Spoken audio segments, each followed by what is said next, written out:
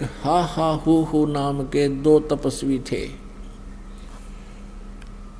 अब ये क्या करते थे, अब तप से क्या होता है, राज्य प्राप्त होता है और कुछ सिद्धियां आ जाती हैं। हा हु में इस बात पर बात ठन गई। हा कहता है मेरा तप ज़्यादा है, मेरे पास शक्ति ज़्यादा है। हु कहता है कि नहीं, मेरा तप ज़्यादा है, मेरी शक्ति ज़्यादा है। अपने बल का कौन शक्तिशाली है, किसकी तपस्या की शक्ति ज़्यादा है, निर्णय कराने के लिए ये इंद्र के पास गए, ब्रह्मा के पास गए। ब्रह्मा जी ने कहा भाई, अब ब्रह्मा जी ने सोचा ये तपस्वी आदमी, ये तो सर्प हैं, जब एक को नो कह दिया इसका तप ज़्यादा है तो दूसरा डंक मारेगा, श्राप दे देगा तेरे को, क्यों पंगे में पा दिया। उनसे कह दिया भाई देखो, मैं तो अपना ये जो बहुत सा कार्य मेरे जिम्मे है इसमें व्यस्त रहता हूँ और ना मैंने ऐसा कोई ज्ञान है, आप इंद्र के पास जाओ, इंद्र तप से ही बनता है। अब इंद्र के पास गए दोनों, इंद्र से यही प्रार्थना की कि हम बताओ हमारे में कौन सा का तप ज़्यादा है। इंद्र की वह बात याद आ गई, जय मैंने एक को कह दिया दूसरा फिर देगा श्राप, ये तो त्यार खड़े हैं फन फनाए। उसने भी कह दिया आप भगवान विष्णु के पास जाओ, भगवान विष्णु ही कुछ समाधान बता सकते हैं, मुझे इतना ज्ञान नहीं।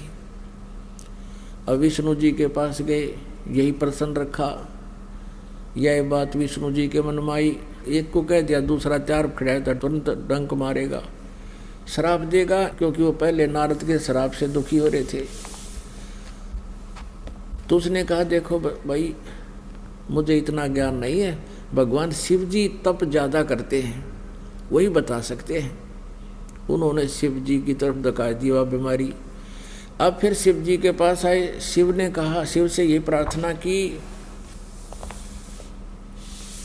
तो ये बात शिव जी के ध्यान में आई। शिव ने कहा कि भाई तुम ऐसा करो, मैं तो मेरा तो हो गया ध्यान का समय, इतना समय मेरे पास है नहीं, आप यूँ करो मतंग ऋषि के पास जाओ मृतलोक में। मतंग ऋषि, और मतंग ऋषि बहुत डील डॉल थे, बड़े तगड़े, अच्छे मोटे भारा कति तगड़े थे, बहुत बड़े अच्छे पेटू से। और वो बैठे थे अपना एक आसन लगाए कुटिया के बाहर, न पूरे दड़ंग थे। अब दूर से देखा उन दोनों ने, हा हु ने, एक के मन में आ गया कि बड़ा हाथी सा पड़ा है भाई महात्मा दे, हाथी सा बैठा है। अब दूसरे के मन में आए मगरमच्छ बैठा है भाई, तो मगरमच्छ सा पड़ा है। अब मन की बड़ी बकवास, बड़ी गंदी सोच है इसकी। तो कहते हैं महापुरुषों के बारे में, संत महात्मा गुरुओं के बारे में मन में दोष भी नहीं आने देना चाहिए, लेकिन उन दोनों के मन में दोष आ गया। एक सिद्धि मन वृत्ति बतावे, एक सिद्धि ऐसी होती है इन तपस्वियों के पास जो सामने वाले के मन में के बकवाद है, क्या सोच रहा है वो बता देता है। तो वो मतंग ऋषि के पास वह सिद्धि थी। हा हु ने जाकर कहा कि महाराज जी हमारा फैसला करो, मैं कहता हूँ मेरी तपस्या ज़्यादा है, यूँ कहता है मेरी। मतंग ऋषि ने कहा कि तुम फैसला तो कर ले भाई, और स्वयं करो अपना फैसला। तो तूने क्या सोचा था मेरे बारे में, बड़ा हाथी सा पड़ा है, जा तू हाथी का जन्म ले। और तूने क्या कहा था, मगरमच्छ जैसा है, जा तू मगरमच्छ बन जा। अब उन दोनों का शरीर उड़े छूट गया, दोनों मर गए। एक हाथी बन गया के जन्म लिया, एक ने मगरमच्छ का जन्म हो गया। अब कहते पिछले तप से होते हैं ये सारे अड़ंगे, जो पिछले संस्कारों से ही आपके, जो दास आपको बताना चाह रहा था कि आपके यहाँ कहते हैं, कबीर परमात्मा कहते हैं, एक लेवा एक देवादूतम, यहाँ कोई किसी का पिता नहीं पूतम। ये तो ऋण संबंध जुड़ा एक ठाठा, अंत में सब 12 बाटा। कहने का भाव ये नहीं है कि माता पिता और ये कोई हमारे नाते, इनको भूल जाओ, इनको छोड़ दो, ये नहीं कहने का भाव ये है, इस गहराई को समझाना चाहते हैं परमात्मा कि आज ठीक है आप पुत्र हो, आपका पिता है, माता है, भाई बहन, पत्नी है, बच्चे हैं, आपकी अब मृत्यु हो जावे, मृत्यु होकर आपका जन्म मनमाना नाइजीरिया में हो जा, उड़ा खाओ कच्चा मांस और बोलो बिरा निके एंड बेंड बोलने भी ना वह भाषा है, तो आपका यू परिवार हुआ कैसे, आपका कहाँ से है ये? तो यहाँ संस्कारों से हम जुड़े हुए हैं और हमारे संस्कार है नाइजीरिया मान ले तो वहाँ जन्म होगा। तो यहाँ क्या बताते हैं, पिछले ही संस्कार जो उन्होंने किया था उसी आधार से एक मगरमच्छ बन गया, एक हाथी। अब जब वो दोनों युवा हो लिए उनके, वो आया फिर अपना तपस्या आजमाने का समय, हाथी पानी पीने गया था दरिया पे, मगरमच्छ ने हाथी का पैर पकड़ लिया, मगरमच्छ दरिया में खींचे, हाथी उसने आधा सारा बाहर खींच लिया।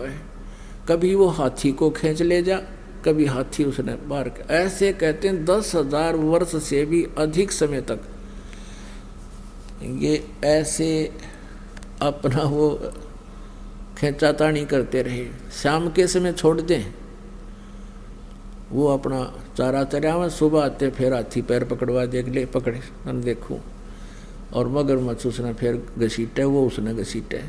तो फिर क्या हुआ कि उसके हाथी के जो आसपास साथी थे उसके, वो क्या करते थे, आसपास से वो केले के वृक्ष तोड़ तोड़ के लाया करते, उस हाथी ने छकाया करते, फिर नो अकचाली तो लड़ी उसके ला कर कुश्ती। अब क्या हुआ कि आसपास के सभी वो 10,000 वर्ष थोड़े हुए, सारा जंगल खाली हो गया, खा गया उन्हें। अब हाथी के पास उसके साथी थे, वो चले गए, कुछ मर गए, भूखा रहने लगा, उसको पूरा आहार भी नहीं मिल रहा था, वो कमज़ोर हो गया, बलहीन हो गया। अब मगरमच्छ का तो वहाँ सारी व्यवस्था थी, नरी मछलियाँ पैदा हुए और खाओ खूब डट गए। तो उसने क्या किया, हाथी को खींचना शुरू किया जल में, खींचते खींचते एक मिलीमीटर जब उसका समझो सूंड बाहर रह गया, सूंड।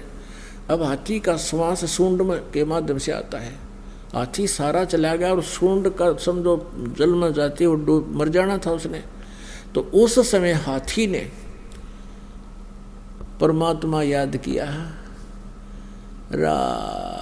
आधा ही कहना पाया था, राम पूरा भी नहीं बोला था, यानी कसक के साथ बोला, राम रोम तक आना था, वो अंदर की पुकार करी थी वह। तो वो हृदय की जो पुकार है, वो आत्मा का साथी कौन है, आत्मा का आधार कबीर परमेश्वर है। अब वो परमात्मा ने उस सुदर्शन चक्र छोड़ा और वो मगरमच्छ के मस्तक पर जा लग गया, और मस्तक पर लगते उसका मुंह ढीला हो गया, हाथी का पैर निकल गया।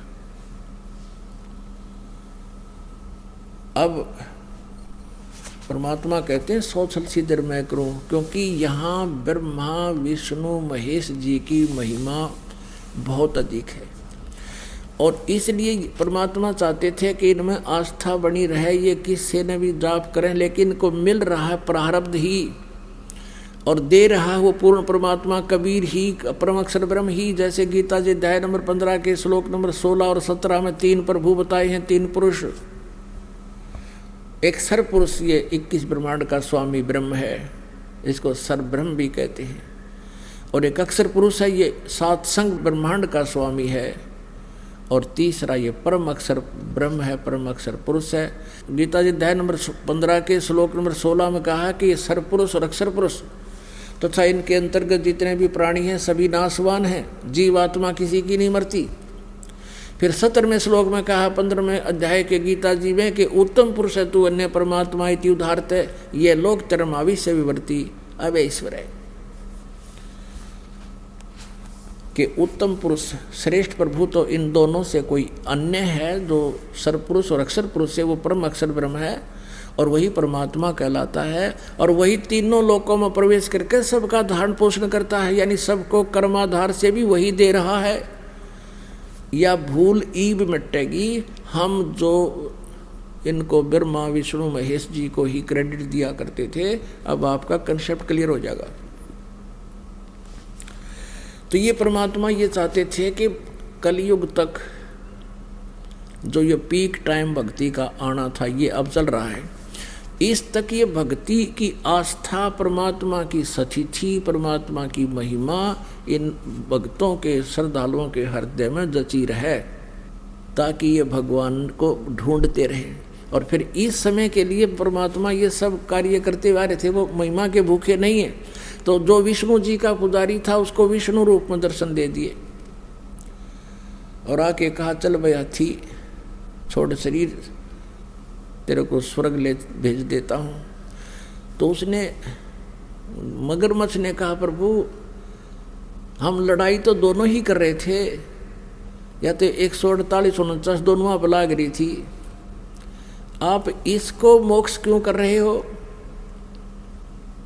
और मुझे क्यों नहीं कर रहे, मुझे स्वर्ग क्यों नहीं भेज रहे।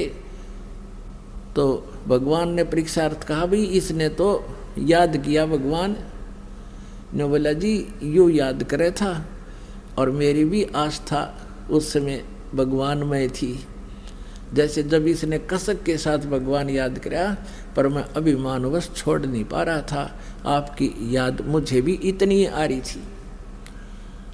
कहने का भाव ये है कि जो कसक के साथ जो ज्ञान सुनाता है और उतने ही लगन के साथ श्रोता सुनता है, दोनों को बराबर लाभ होता है। तब भगवान ने कहा ठीक है भाई चल दोनों तुम्हें स्वर्ग भेज देता हूँ, लेकिन ये पंगा फिर मत पाइयो, अभिमान मत कराया करो। जिसकी जितनी भक्ति अपना प्रयोग कर तुमने के पहलवान पकड़ना था, यहाँ पर अंडे के धक्के खांदे के दुर्गति करवा ली तुमने। तो कहने का भाव ये है पुण्यात्माओं, दास जो आपको बताना चाह रहा था वहीं घुमा कर लाया है कि जैसे इन पहला तो अपना अंगा जमाया, मैं शक्तिशाली मनु खींच ले जाऊंगा और वो नो को मैं इसने डबो का मार दूंगा। आखिर में इन्होंने भी मालिक को याद किया और जब इनका फैसला हुआ तो आपको दास यही संदेश देना चाहता है कि जो तुम स्वयं अपने प्रयत्न से धनी बनना चाहते हो कभी नहीं बन सकते, और ये संस्कारों का फैसला भी नहीं हो सकता। आप परमात्मा को याद करो, 92 टिक रुआ के उत्सव याद करने पड़ेंगे, पहले क्यों ना कर ले। तो इस प्रकार आप भक्ति करो, आपका मोक्ष होगा। बोलो सतगुरुदेव की।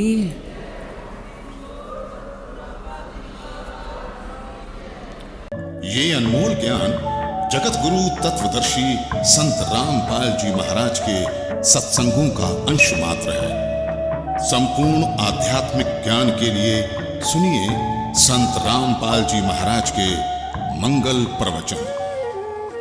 आप संत रामपाल जी महाराज जी के मंगल प्रवचन संत रामपाल जी महाराज एप्लीकेशन पर भी सुन सकते हैं तथा उनके द्वारा लिखी पुस्तकें भी डाउनलोड कर सकते हैं।